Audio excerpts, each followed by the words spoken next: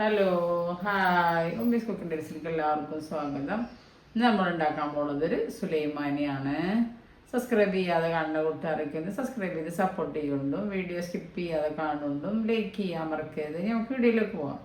അങ്ങനെ നമ്മൾ ഒരു ചായ വെക്കുന്ന ഒരു പാൽപ്പാത്രം എടുത്തു. നമുക്ക് ഇതിലേക്ക് കുറച്ച് വെള്ളം ഒഴിച്ചു കൊടുക്കാം. നമുക്ക് സ്റ്റൗവിൽ വെച്ച് കൊടുക്കാം. മഴയൊക്കെ അല്ലേ, നമുക്ക് നല്ല സുലൈമാൻ ഉണ്ടാക്കിയിട്ട് കൊടുക്കാം. അങ്ങനെ നമ്മൾ സ്റ്റൗവിലൊക്കെ വെച്ച് കൊടുത്തു. ഇനി നമുക്ക് അടച്ച് വെക്കാം. വെള്ളം തിളച്ച് വരട്ടെ. അങ്ങനെ നമ്മൾ ചായ വെള്ളമൊക്കെ തിളച്ച് വന്നു. നല്ലോണം തിളച്ചിട്ടില്ല. നമുക്ക് ഒരു പട്ടിട്ട് കൊടുക്കാം.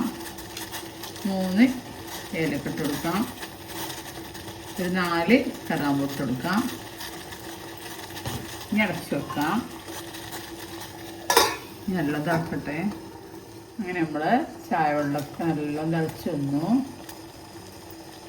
നമുക്കിതിലേക്ക് ആവശ്യത്തിനുള്ള പഞ്ചസാര ഇട്ട് കൊടുക്കാം.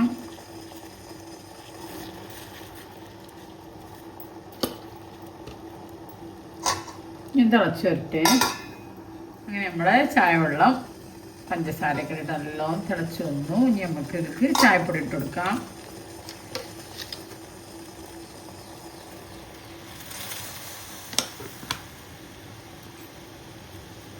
ഇനി ഒന്ന് തീ കുറച്ചിട്ട് 2 മിനിറ്റ് തിളപ്പിക്കാം. അങ്ങനെ നമ്മൾ സുലൈമാനിയൊക്കെ എല്ലാം തിളച്ച് വന്ന് നമുക്ക് തീ ഓഫ് ചെയ്യാം. അങ്ങനെ നമ്മൾ സുലൈമാനിയൊക്കെ റെഡി.